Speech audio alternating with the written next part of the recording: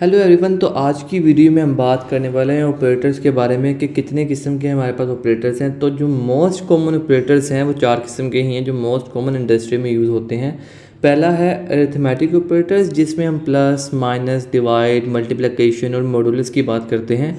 दूसरा है assignment operator, तीसरा है रिलेशनल ऑपरेटर और चौथा है लॉजिकल ऑपरेटर।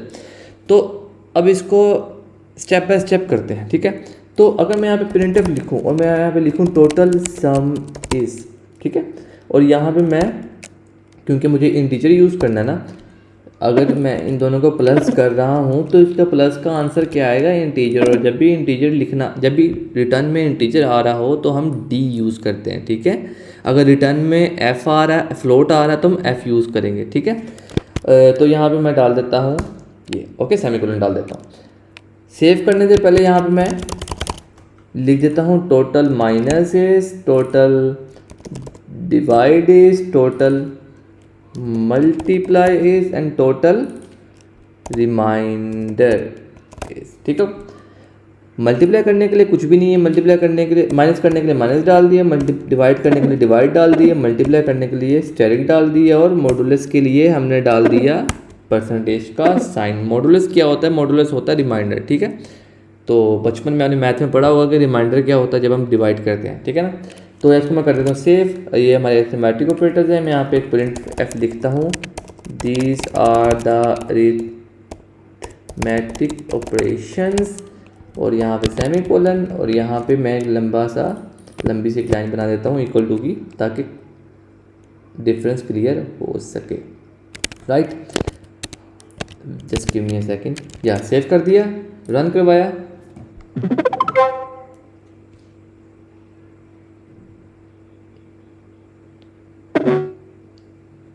एक प्रॉब्लम कर दी मैंने, वो ये कि एन ए डाला तो सारा कुछ एक ही लाइन में आ गया। तो हमें लाइन ब्रेक भी डालना ताकि सारा कुछ एक लाइन पे ना आए, ठीक है ना। तो इस तरह सामने होगा, इसको मैं कर देता हूँ क्लियर। इस तरह करूँगा मैं। Now see these are the arithmetic operators, यहाँ भी डालना है। My bad, I am so sorry. Save करके दोबारा रन करता हूँ। See these are the arithmetic operators, the sum is 140, इन दोनों को सम कर देना, 140 आ जाएगा। माइनस ये आ रहा है, डिवाइड ये आ रहा है। और आप सोच रहे हो कि डिवाइड ये क्यों आ रहा है? बिकॉज देखो, अगर डिवाइड आ रहा है 0.1 या 0.2 फॉर एग्जाम्पल, तो यहाँ पे आएगा 0 ही, क्योंकि हमने यहाँ पे इंट यूज़ किया, ठीक है। यहाँ भी डी यूज़ किया है, ये डिवीजन। तो अगर इसका आंसर 0.1 आ रहा है, 0.5 आ रहा है, 0.4 आ रहा है, पॉइंट्स में आ रहा है, तो वैल्यू पहले वाली ही आएगी, 0 ही आएगी। क्यों? क्योंकि हमने इंट यूज़ किया। हाँ, अगर हम फ्लोट यूज़ कर दें तो केस डिफरेंट हो जाएगा, ठीक है, फिर पॉइंट्स की वैल्यूज़ भी आ जाएंगी। तो इसलिए डिवीजन के लिए हम फ्लोट ही यूज़ करते हैं। मल्टीप्लाई किया, मल्टीप्लाई का आ गया, रिमाइंडर का बचा 50 बचा, ठीक हो गया। रिमाइंडर का बचा 50, रिमाइंडर बचा। आप लोग ये करके देख लेना, 50 ही रिमाइंडर बचेगा। The next one is assignment operators. Now assignment operators क्या होते हैं?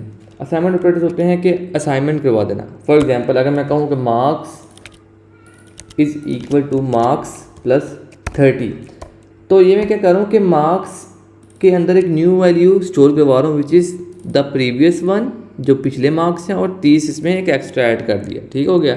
तो अगर मैं अब इसको प्रिंट एफ करूँगा, because this is the integer, तो मैं यहाँ पे अगर लिखता हूँ मार्क्स, और इन सारों को मैं फ़िलहाल के लिए कमेंट कर देता हूँ। Just give me a second.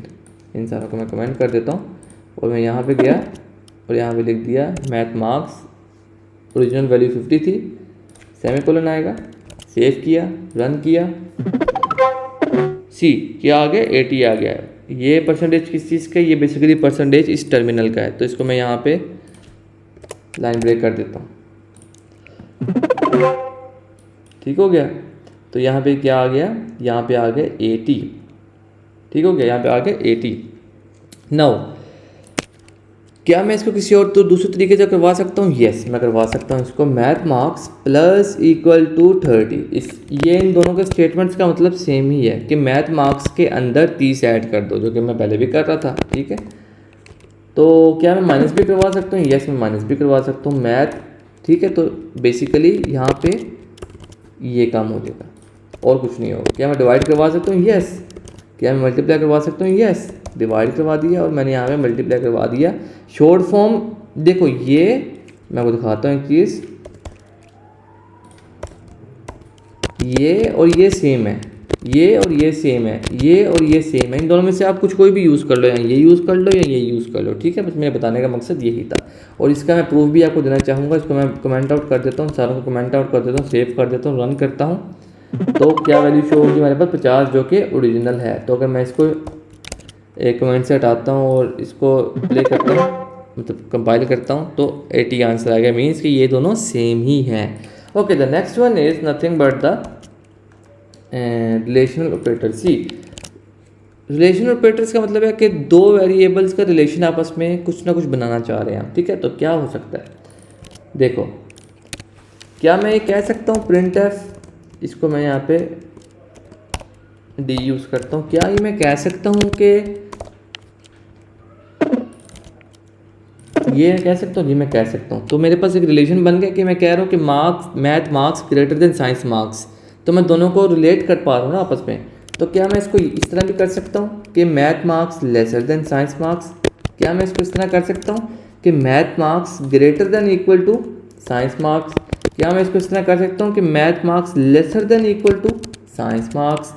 क्या मैं इस तरह कर सकता हूँ कि मैथ मार्क्स की जो वैल्यू है वो एक्चुअल में इक्वल टू साइंस मार्क्स? क्या मैं इस तरह कर सकता हूँ? लेट्स सी कि आंसर क्या आता है। इसको मैं अगेन टर्मिनेट करना चाहूँगा एंड पे, ताकि प्रॉपर फॉर्मेटिंग हो सके। सेव किया, कंपाइल करवाया। सी, पहला 0, क्या math marks greater then science marks है? नो, तो 0 आ गया। नेक्स्ट, क्या math marks lesser than science marks है? यस।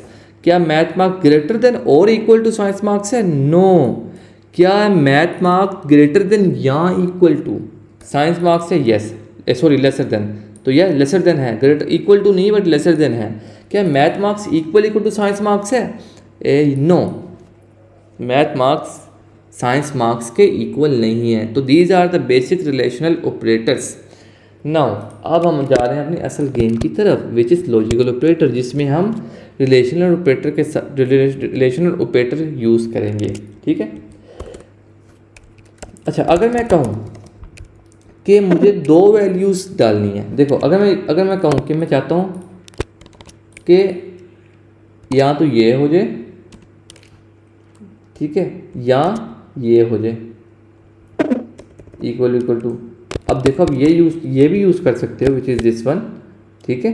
मगर यहाँ पे आप डिफरेंट किस्म के लॉजिक डाल सकते हो इन लॉजिकल ऑपरेटर्स। क्या, जैसे कि मिसाल के तौर पे मैं कहता हूँ कि यहाँ पे मैं सबसे पहले तो मैं यहाँ पे इसको डी डाल देता हूँ, क्योंकि रिटर्न में क्या होगा ना, 0 रिटर्न हो गया तो 1 रिटर्न होगा। 1 मीन्स ट्रू, 0 मीन्स फॉल्स, ठीक है, क्योंकि सी में बूलियन नहीं होता, बिल्ट इन बूलियन नहीं होता सी लैंग्वेज के अंदर। लॉजिकल ऑपरेटर्स हम तब यूज़ करते हैं जब हमने 2 या 2 से ज़्यादा रिलेशनल ऑपरेटर्स लगाने हों, तब हम क्या यूज़ करते हैं? Logical operators. देखो, जैसे कि मिसाल के तौर पे मैंने यहाँ पे लगा दिया, उसके साथ मैं करूँगा एंड,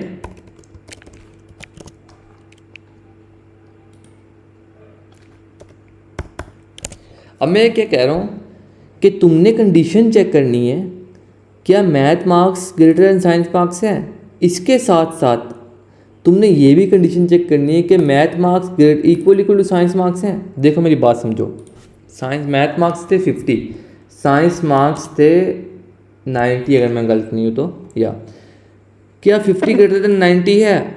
एंड क्या 50 इक्वल टू 90 है? अगर ये दोनों स्टेटमेंट्स, अगर ये दोनों conditions, this one and this one, अगर ये दोनों कंडीशंस ट्रू हैं तब ही यहाँ पे पूरे में ट्रू आएगा, ठीक है।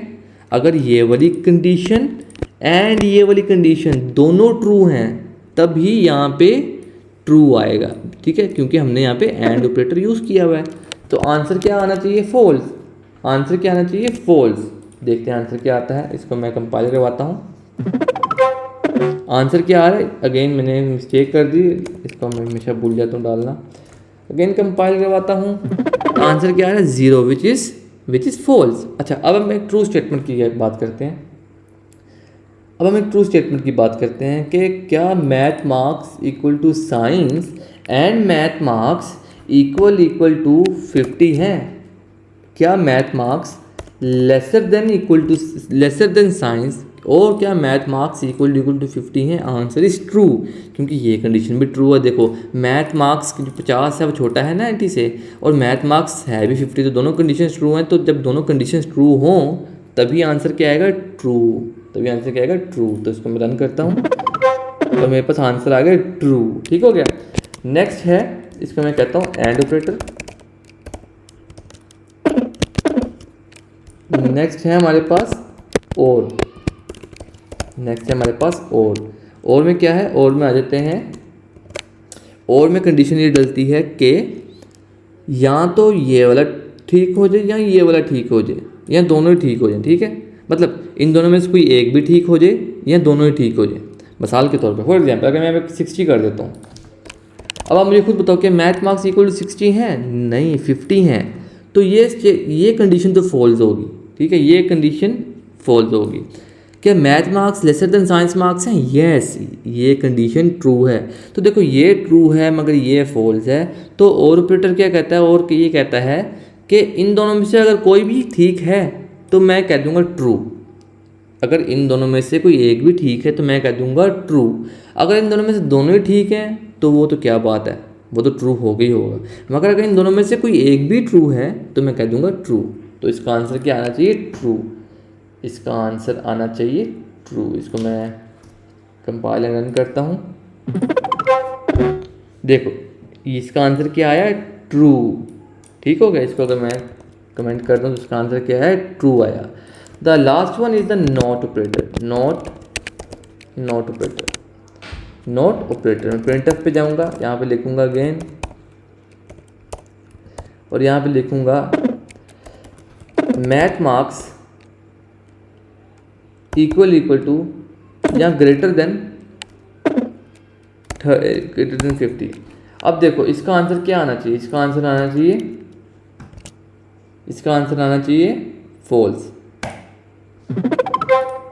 क्या आंसर आना चाहिए? फॉल्स, जो कि आया। मगर अगर मैं डाल देता नोट, अब देखते हैं क्या आंसर आता है। इसको मैं कंपाइल करता हूँ। अब आंसर आ रहा है 1। यहाँ पे मैं कह रहा हूँ कि मैथ मार्क्स इक्वल टू 50 मगर पीछे लगा दे नोट, यानी कि math marks not equal to not greater, math marks greater than 50, पीछे मैंने लगा दी नोट। इसका मतलब math marks not greater than 50। तो क्या ट्रू है? यस, ये ट्रू है। Math marks is not greater than 50। ठीक है, या तो 50 से छोटा है या तो 50 से इक्वल है। So these are the basic 4 operators जो कि हम यूज़ करते हैं इंडस्ट्री के अंदर, और उसको आगे हम यूज़ भी करेंगे। First one is arithmetic operator, the second one is assignment operator, the third one relation, and the last one logical operator. Thanks for watching this video.